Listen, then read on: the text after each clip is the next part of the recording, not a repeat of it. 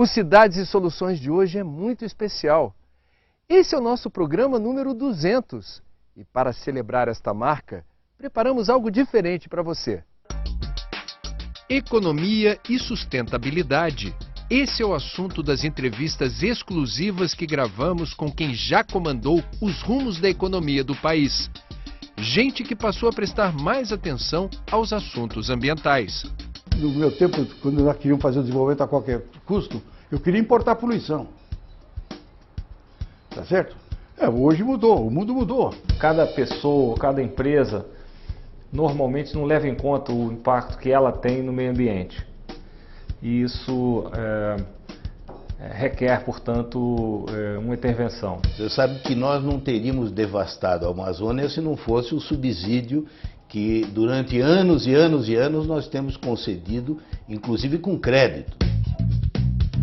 Economista se preocupa com o meio ambiente? Eu acho que sim. Hoje, principalmente, isso é mais ou menos óbvio. Não, para ser sincero, eu acho que a maioria dos economistas, os que estão na curva, né, no centro da curva, só se importam com o momento atual e a tendência até é olhar muito a conjuntura. Né? Olha, historicamente, só os especializados na área, não tende a ser. Mas há uma consciência crescente que faz parte um pouco do cálculo econômico de longo prazo. Mas tem um problema interessante, é que cada vez que você produz o PIB, você devolve para a natureza os recursos que você usou deteriorados e produz CO2 mais os outros gases. Ou seja, PIB e CO2 são irmãos siameses. É como você não pode produzir carne sem produzir couro. Qual é a importância hoje? A importância, na verdade, é encontrar mecanismos que economizem a produção de CO2 equivalente por unidade de PIB. Tudo isso é a economia verde que vem aí. Os que se interessam por economia verde são os que estão na frente da curva, né? São aqueles que já estão preparando o futuro. Enquanto que os outros, por mais méritos que tenham, eles, no fundo, estão muito ancorados no presente e no passado. Né? É muito natural, nesse contexto, levar em conta o meio ambiente. O meio ambiente é um dado fundamental para qualquer perspectiva de futuro bom a longo prazo. Meio ambiente nas faculdades de economia. O senhor tem alguma explicação para o fato desse assunto, ou desses assuntos que aludem à questão da sustentabilidade estarem ausentes nas escolas de economia? Olha, eles estão ausentes porque, em geral, englobam mais do que o tema meramente econômico que você pode estudar num curso de finanças públicas. Mas eles estão presentes, sim, quando se estuda microeconomia, quando se estuda economia do setor público e até hoje em dia, quando se estuda finanças, esses temas surgem nos aspectos mais específicos de economia. Eles estão menos ausentes do que parece. Eu vejo na USP, você tem um professor que é o Zé Eli, que cuida disso com profundidade. Bom, é uma cadeira, o que você quer? Porque as 26 cadeiras fossem tecnologia, aí não fazíamos nada, aí voltamos para a idade da pedra. Você não está propondo isso, você está propondo que a gente tenha um certo nível de conforto, tá certo? E usando os recursos que você dispõe. Não, eu vou mais longe, eu acho que isso deveria ser colocado desde a escola primária. Né? E aqui, por exemplo, nós introduzimos, nós temos uma disciplina de meio ambiente, muitas das monografias são feitas sobre meio ambiente. Na Faculdade de Economia. Na Faculdade de Economia e em Relações Internacionais, nas duas. Né? Agora, em muitas faculdades, eu acho que isso está nascendo agora, porque é uma consciência de ontem, né? É muito recente, as pessoas não se dão conta de que isso, na verdade, é o nosso futuro, né? E vai nos condicionar. Né? O papel do Estado na crise ambiental. O papel do Estado deveria ser de ter uma visão planetária, de ter uma visão que fosse além do egoísmo nacional. Infelizmente não é o que ocorre. Quer dizer, o Estado tem a obrigação de prover algumas coisas, de lidar com alguns temas que não são resolvidos pelo mercado. Tá? O mercado até pode e deve ajudar, mas isso tem que acontecer num contexto em que vamos dizer, a força do Estado por trás dessa missão, dessa necessidade que é proteger o meio ambiente. O Estado, na verdade, tem um poder regulador. E mais do que isso, sem a coordenação do Estado, isso não acontece. Porque os interesses de cada indivíduo, ou você conta com as restrições morais que operarão sobre o empresário, de forma que ele, mesmo em prejuízo do seu lucro, ele se cuidaria do meio ambiente. Falso. Ele solto destrói o meio ambiente e diz isso é para outro fazer. Eu não, eu aqui tenho que tirar proveito disso. Então você precisa de uma regulação. E sem o Estado, essa regulação é impossível. Com o Estado, essa regulação pode ser muito ruim, mas sem o Estado, ela é impossível. O desenvolvimento sustentável é possível? Eu acho, claro que acho. Claro que acho, inclusive assim, existem teses aí que seriam descendentes das teses de Malthus. Malthus tinha aquela ideia de que vai acabar a comida no mundo, e nunca aconteceu. Pode ser até que em alguns momentos, algumas regiões tenham tido problemas, mas no geral a humanidade tem sido capaz de resolver essa questão. Eu acredito que a humanidade será capaz de resolver também a questão ambiental se isso passar a ser um assunto importante e que tenha apoio do poder público. É claro que não é só possível, é necessário. Mesmo porque não há como.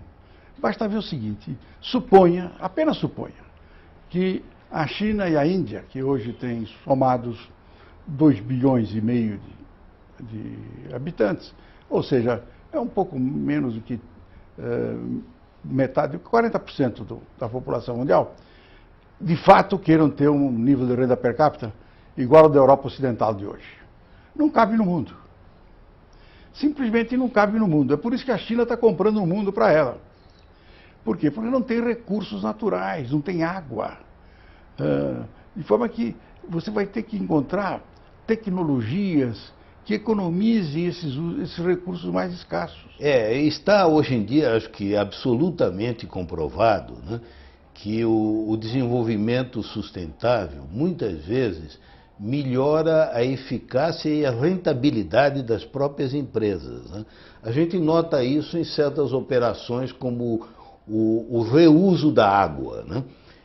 Indústrias que têm uma utilização intensiva da água e que não utilizam de novo aquela água, estão sempre pagando cada vez mais, né, por uma quantidade nova que necessitam. No entanto, quando se faz um investimento que permite o reuso da água, a longo prazo a economia acaba abaixando os custos daquela empresa. No último mês de março, a ONU lançou um relatório defendendo a destinação de 2% do PIB mundial, o equivalente a 1 trilhão e 300 bilhões de dólares, em 10 programas econômicos estratégicos capazes de gerar emprego e renda e produzir riqueza, sem agravar o efeito estufa ou a destruição da biodiversidade. 2% do PIB é muito. Quando nós, por exemplo, nos lembramos que o Brasil hoje está investindo 18% do PIB, talvez a caminho de 20%, mas um número relativamente baixo, 2% é muita coisa. Então, penso que cada país vai ter que administrar essa questão de acordo com as suas circunstâncias. Agora, o número 2 saiu da onde? Saiu na cabeça de 3 burocratas que estavam lá sentados, tá certo? Que isso é uma questão importante. Agora você vai pôr todos esses recursos na mão de um bando de burocratas em Washington para decidir sobre os nossos projetos? Não, nós é que temos que ter consciência. Não, nós é que temos que ter consciência de que essa natureza que está aqui é nossa, por obra divina, e que temos que conservá-la. Ela não está aí para ser destruída. E essa consciência aconteceu. Eu vou lhe dizer, quando eu era criança, eu caçava passarinho para comer. por diversão, não era porque eu estava com tanta necessidade de fome. Hoje eu cuido dos passarinhos aqui, dando para eles semente. Tá certo? Isso mostra a mudança do mundo. Quer dizer, imagina se o meu neto, eu contar para ele que um dia eu comi um bem-te-vi. Ele me mata. Diz que eu sou um canalha. Mas era isso que todos faziam. Era isso que todos faziam. O mundo mudou dramaticamente. Essa é uma consciência que veio com a própria educação, o próprio processo de formação do homem. Hoje o homem respeita muito mais a natureza do que respeitou no passado. Eu fiquei agradavelmente surpreso, viu, pelo relatório, porque é a primeira vez que eu vejo um raciocínio econômico coerente, quantificado, qual é a quantidade de investimentos, 2%, né, do PIB por ano, né, em que se faz também uma identificação de 10 a 11 setores, né, tanto da economia ligada ao capital natural, né, a natureza, que é a agricultura, a água, a pesca, a floresta, como o setor ligado ao capital físico, né, que é a indústria manufatureira, turismo, né, geração de energia, tudo isso. E é tudo muito bem estudado, não só na análise dos problemas, mas já com propostas de políticas concretas, acabar com subsídios ou criar subsídios positivos, legislação, no caso, por exemplo, da pesca predatória, né? E além disso, há exemplos muito interessantes das melhores práticas, em que o Brasil mesmo aparece bem, né? Num tema muito caro ao seu programa, que é o do lixo, da reciclagem do lixo, né? Onde o modelo econômico errou? Uma sociedade consumista. A idealização do American Way of Life como padrão de vida onde se alcança a tão almejada felicidade. É sustentável? Deixa eu dizer, há sérias dúvidas se o índice de felicidade está ligado realmente à renda per capita. As pesquisas empíricas mostram que a ligação é muito mais tênue do que parece. Os países mais ricos têm mostrado um grau de felicidade inferior ao dos países mais pobres, talvez porque eles tenham outro tipo de visão do mundo e tudo. Porque o que é importante é que hoje você não vai fazer o desenvolvimento mais sem levar em conta os estragos que você faz no meio ambiente. Ou seja, o desenvolvimento vai ser muito mais amigável com a natureza do que foi no passado. Basta ver as restrições, as dificuldades para você fazer uma hidrelétrica. E às vezes com argumentos inteiramente absurdos. Mas de qualquer forma, não importa que o argumento seja absurdo. A tese é tão boa que até o argumento absurdo vale. Os subsídios podem existir para o mal e para o bem, né? Você sabe que nós não teríamos devastado a Amazônia se não fosse o subsídio que durante anos e anos e anos nós temos concedido, inclusive com crédito, né? Porque seria impossível produzir soja ou carne na Amazônia sem os subsídios dos empréstimos do BNDES. Eu tenho grande convicção de que a educação e as mudanças, vamos dizer, de cultura com relação ao meio ambiente têm um papel importante e vão ajudar muito, mas sem uma intervenção do Estado vai ser difícil resolver essa questão tão importante, porque cada pessoa, cada empresa normalmente não leva em conta o impacto que ela tem no meio ambiente. E isso requer, portanto, uma intervenção. E quando você estava lá? Ex-ministro da Fazenda, da Agricultura e do Planejamento durante o regime militar, Antônio Delfim Neto esteve no governo na época do chamado milagre econômico e defendia a instalação de grandes empresas poluidoras no país. No meu tempo, quando nós queríamos fazer o desenvolvimento a qualquer custo, eu queria importar poluição.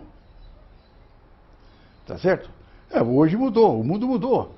Você está falando de 1972? 1966, 67, tá certo? Quando eu ia a uma reunião internacional, veio para o Brasil, quero sair da Europa porque está poluído. Vem que nós conversamos com vocês, tá certo? Então, agora, naquele instante, isso era absolutamente razoável. Hoje não.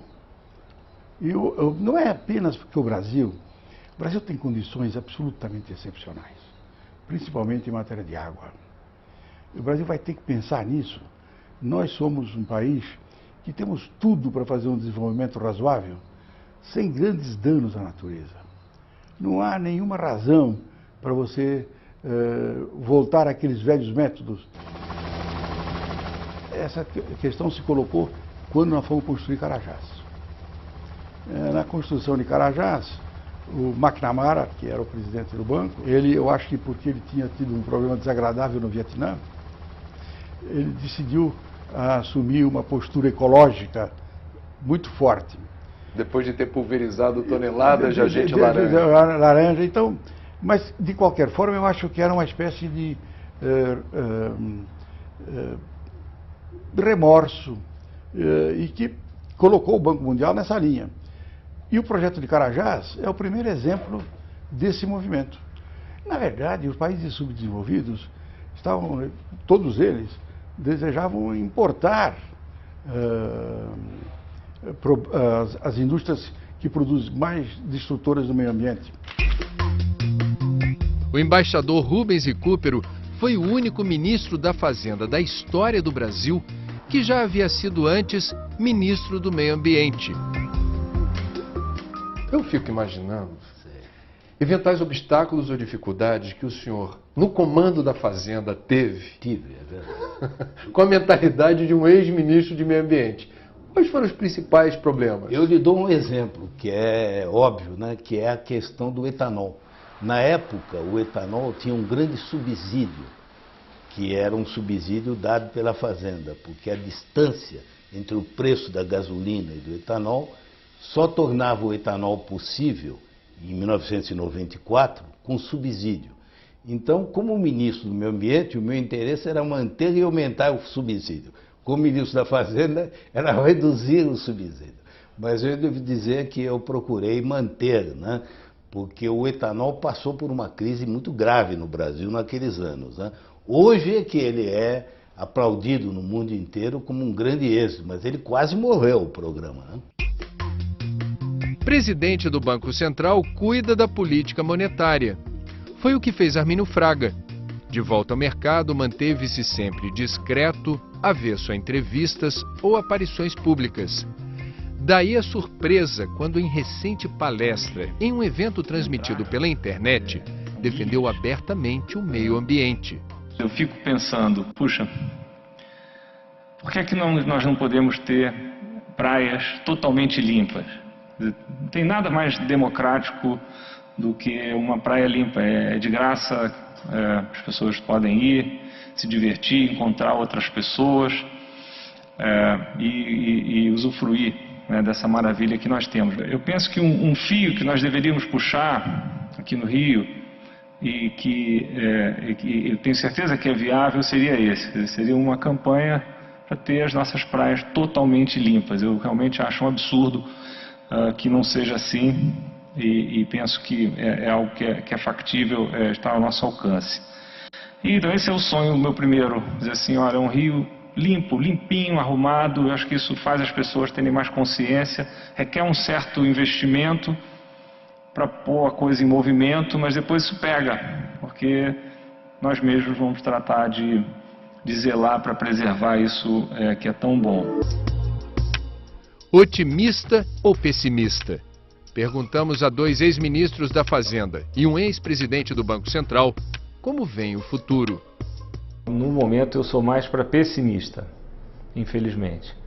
Eu vejo desafios que são muito grandes e vejo uma inércia muito grande nos hábitos, vejo governos muito voltados para o curto prazo. A esmagadora maioria dos governos está muito preocupada com o que vai acontecer nos próximos 2 a 4 anos. É um calendário eleitoral em vez de um calendário de longo prazo, vamos dizer, do bem-estar da sociedade. Então, hoje a minha visão, infelizmente, é mais para negativa. Eu sou pessimista no conhecimento, mas otimista na esperança. Você tem que ser pessimista no conhecimento, porque a realidade que está aí é difícil e os países ainda não mostraram que chegaram àquele ponto de maturidade. Mas tem que ter esperança na ação, tem que ter otimismo na esperança e na ação. Porque se não houver esperança, que significa esperar um futuro melhor que o presente, ninguém age, né? Na base da ação existe sempre a esperança. Eu me considero otimista pelo seguinte: primeiro, eu tenho muitas dúvidas de que todo esse estrago seja simplesmente antropomórfico. Quer dizer, o homem fez um estrago, mas a Terra tem seus próprios, a Gaia tem suas próprias leis, tá certo? De forma que se você olhar o passado, você vai ver que há períodos de aquecimento, há períodos de resfriamento. O homem introduziu um fator perturbador nisso. O homem vai corrigir aquilo que está ao seu alcance. Na verdade, essa ideia de que a Terra é um ser vivente, eu acho que é correta. É isso mesmo, nós somos simplesmente habitantes de um outro grande ser, que é a...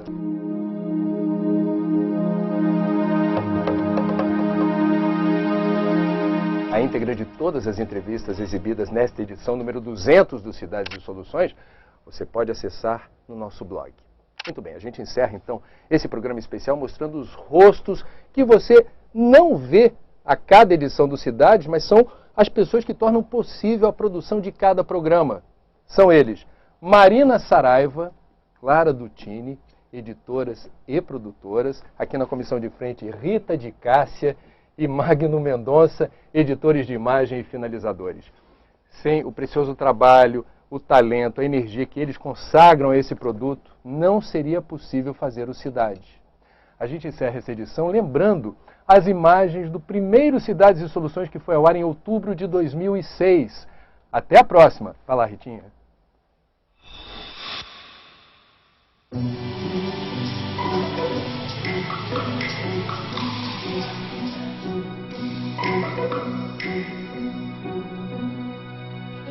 Elas não dependem mais do chuveiro elétrico para tomar um banho quente, graças a esse equipamento aqui, o coletor solar.